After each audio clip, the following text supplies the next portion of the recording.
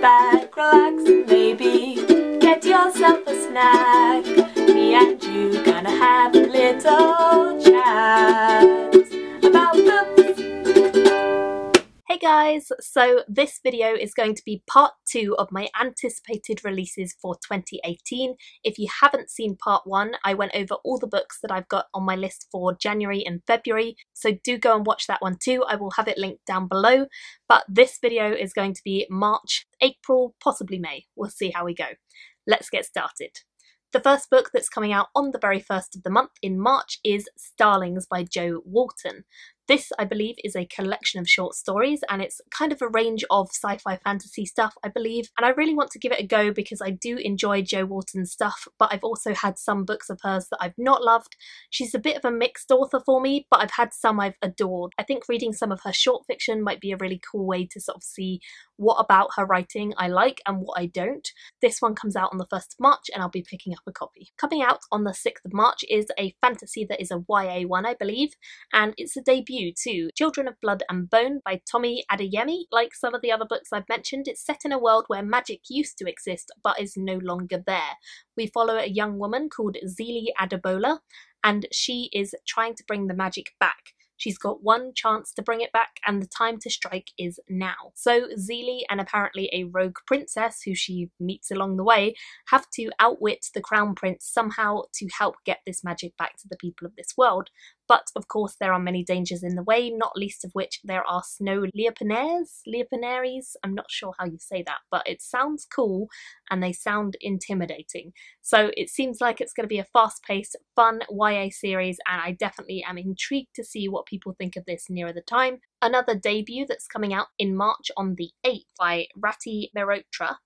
And this one is one I've seen sort of floating about on a couple of anticipated releases lists. Apparently our main character is part of a sisterhood of elite warriors, and they all have telepathic blades, which sounds pretty cool to begin with. Each of them in the order are sworn to protect the people of this world, but in order to be a member of this order you have to completely forego your life before the order, and unfortunately our main character is having difficulty doing this because she harbours a secret wanting to avenge her family's deaths.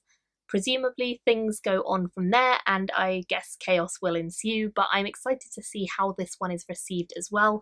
Again, I think it is a YA, and I find that with me, YA fantasy is either hit or complete miss. Usually it doesn't fall too far in the middle, it's usually one way or the other, so I will be looking out for reviews of this nearer the time when it comes out. But I am excited to see how it does and what people think of it, and it comes out on the 8th of March. Next up, I have a new release from Jo Walton, the second one in this batch, and that is Poor Relations, which comes out on the 13th of March. It follows two characters called Marcantonio and Nor. They are brothers who have been raised rich, but when their father put a laser to his head and used up all the family money, they are forced to sell their estates to another person and go into space. However, I believe in order for them to do this, for some reason they have to change genders and both become female. This is where it gets a little bit hazy for me because I'm not exactly certain why, like what the reasoning is here, and I'm not exactly certain if it's going to be done at all well, whether it's going to be handled sensitively or not, I don't know. So this is one to watch with hesitancy. I'm interested in the non-binary elements, but I'm also hesitant about how well it's going to be done.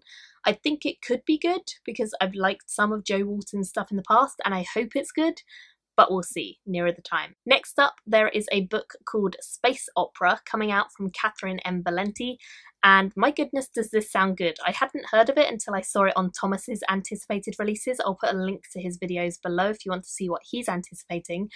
But my goodness, this sounds good. It sounds amazing, in fact. It's kind of like a combination of A Hitchhiker's Guide to the Galaxy meets Eurovision in space.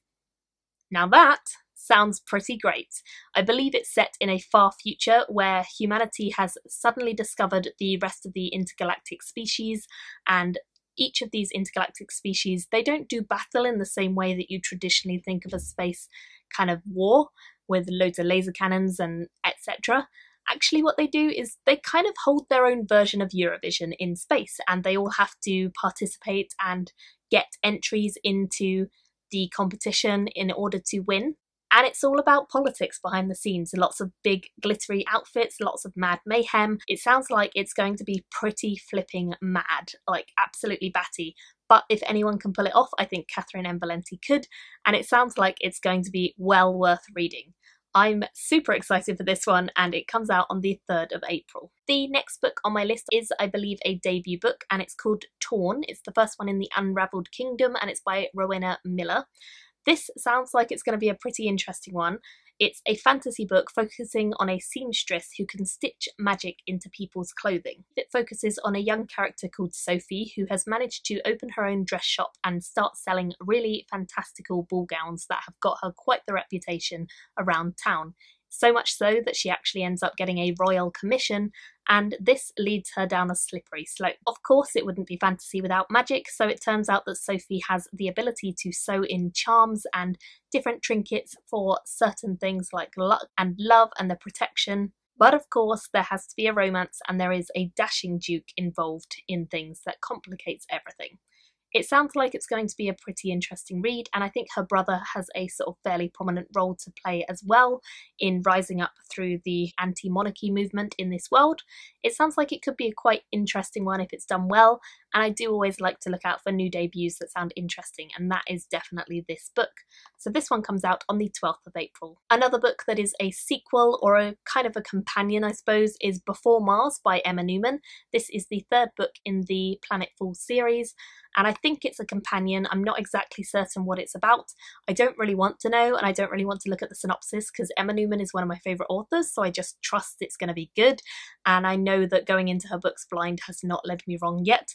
So that's kind of what I'm going to do. I'm going to assume it's a space one, or at least a sci-fi one in some way, possibly to do with Mars, but that's all I know. And it comes out on the 17th of April. Another 3rd book in a series is The Age of War by Michael J. Sullivan. This is the 3rd book in the Legends of the First Empire series. I read the 2nd one in 2017 and really enjoyed the way the story is developing. It's a very classic story. It has themes of dwarves and elves, but it's done in a very modern way. So there are lots of lady characters alongside the men. There are lots of interesting twists on the tropes that we know from older classic fantasy, and I really enjoy Michael J. Sullivan's writing style. I find him very easy to read and very likeable, so he's well worth trying out, and this book is highly one I'm anticipating. And the next one that I have on my list is, I think, kind of a blend of fantasy and historical fiction. It's called Circe or Circe, and it's by Madeleine Miller, who is the author of The Song of Achilles. I've heard great things about The Song of Achilles, but I've never read it myself. However, I do own it, and I very much plan to read it very soon. And Circe sounds like it could be a really interesting one too. It's set in the house of Helios, god of the sun and mightiest of the Titans, where Circe is born. Circe is quite strange, and it's not until she turns to the world of mortals that she discovers she has a kind of witchcraft within her that allows her to transform her rivals into monsters and menace the gods themselves. However, when she does this, Zeus is threatened and banishes her to a deserted island where she hones her craft and her magic. It sounds like it's going to be a really interesting ancient historical fantasy, and I love ancient history. Ancient fantasy history, that's really up my street. I'm definitely looking forward to this. I do want to read The Song of Achilles first, so I hope I can get to it before this comes out, but this one is out on the 19th of April. I've got a bit of time. It sounds really good, and I'm very much anticipating this. So that is the end of part 2 of my anticipated releases. I will be doing a part 3 and probably a part 4 as well, so look out for those coming very soon. Do leave me your comments about all the titles I've just told you about, and let me know if you'll be picking any of them up, or if there were any that I missed for the last 2 months that I just did. I'd love to hear your thoughts. Thank you all so much for watching, and I'll see you all very soon in my next video. Bye guys! Thank you for watching my video today. Go pick up a book, then come back and chat with me again.